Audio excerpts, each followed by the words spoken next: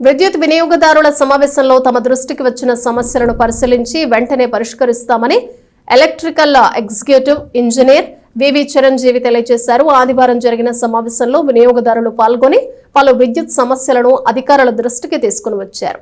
స్థానిక చెంచుపేటలోని divisional executive engineer కార్యాలయంలో శనివారం సాయంత్రం విద్యుత్ వినియోగదారుల సమావేశం నిర్వహించారు. ఈఈ వివి చిరంజీవి పాల్గొని విద్యుత్ వినియోగదారులు సూచించిన పలు సమస్యలను నమోదు చేసుకున్నారు. వినియోగదారుల తరపున పలువురు ప్రజా సంఘాల నాయకులు విద్యుత్ వినియోగదారులు పాల్గొని తమ సమస్యలను అధికారుల దృష్టికి తీసుకొచ్చారు. రేపల్లె మండలంలో విద్యుత్ బిల్లులు ఎక్కువగా వస్తున్నాయని, పలువురు జగడకుంటపాలెంలో విద్యుత్ స్తంభాలు ఒరిగిపోయాయని కేవీ సత్యనారాయణ అనే వ్యక్తి ఫిర్యాదు చేశారు. అదేవిధంగా ప్రసాద్ అనే వినియోగదారుడు 11 పాయింట్లతో కూడిన సమస్యలను డిఈఈకి అందించారు. బ్రేక్డౌన్ సమస్యలు, విద్యుత్ తీగలకు అడ్డుగా ఉన్న చెట్ల కొమ్మల తొలగింపు, అమరావతి కాలనీ, ఆలపాటి నగర్ తదితర ప్రాంతాల్లో వోల్టేజ్ సమస్యలు వంటి వాటిని ఫిర్యాదులో పొందుపరిచారు.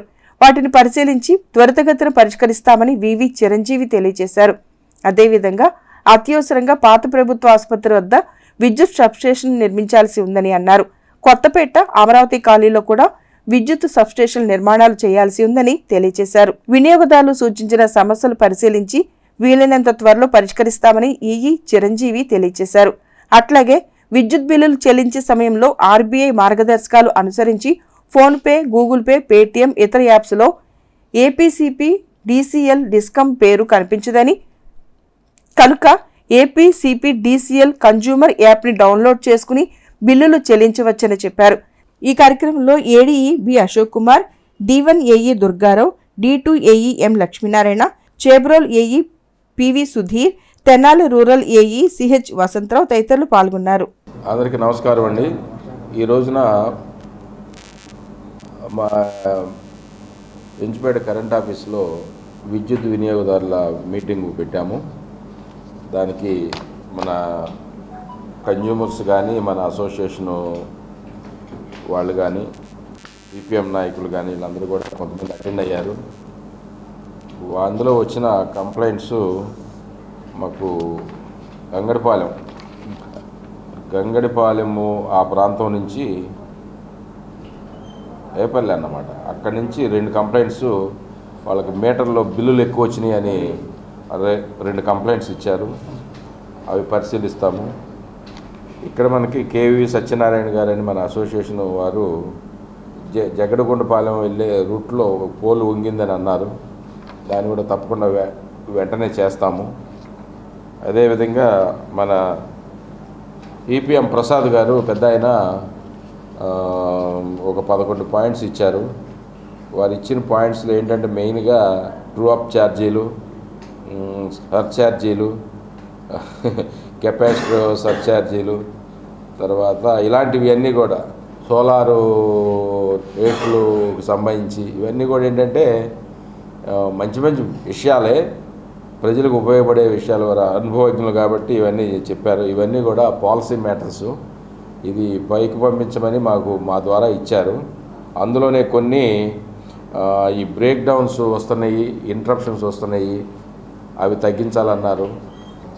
పాత గవర్నమెంట్ హాస్పిటల్ ఆ ప్రదేశంలో సబ్స్టేషన్ అర్జెంట్ అండి. మనకి లాస్ట్ ఎండాకాలంలోనే కాదు, దానికి సంబంధించిన ప్రపోజల్స్ అన్ని కూడా హెడ్ ఆఫీస్కి పంపించాము. మనకి సైట్ కూడా ఉంది, కానీ మాకు హ్యాండ్ ఓవర్ చేయలేదు మున్సిపాలిటీ వాళ్ళు. కానీ సబ్స్టేషన్ కడతాకి ఎస్టిమేషన్ కానీ ఇవన్నీ కూడా పైకి పంపించాము. ఇప్పుడు సార్ మినిస్టర్ గారు మనోహర్ గారు వచ్చారు కాబట్టి సార్ని కలిసినప్పుడు కూడా మనకి సబ్స్టేషన్ అవసరం సార్ అని చెప్తే తప్పకుండా చేద్దామని కూడా వారు కూడా చెప్పారు. వారు చేపిస్తారు కాబట్టి మనకి ఇబ్బంది లేదు. మనం ఎండాకాలం ఆ పరిధిలో సబ్స్టేషన్ చేసుకుంటే మనకి సెంటర్లో అంటే అన్ని అవుట్కట్స్లో ఉన్నాయన్నమాట సబ్స్టేషన్స్. అక్కడ సెంటర్లో ఉంటే ఏంటంటే కోర్ ఏరియాకి అన్నిటికి కూడా ఉపయోగపడుతుంది. టెక్నికల్గా కానీ మనకి ఇంటరప్షన్స్ తగ్గటం కానీ ఇవన్నీ కూడా చాలా అవసరం అది.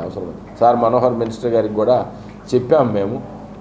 సార్ కూడా తప్పకుండా చేపిద్దామన్నారు, చేపిస్తారు వారు. 5-6 నెలల తర్వాత ఇవాళ విద్యుత్ వినియోగదారుల సమావేశం ఎగ్జిక్యూటివ్ ఇంజనీర్ వారి కార్యాలయంలో జరిగింది. రాష్ట్ర ప్రభుత్వం 8వ తారీఖు నాడు శ్వేతపత్రాన్ని ప్రకటించడం జరిగింది.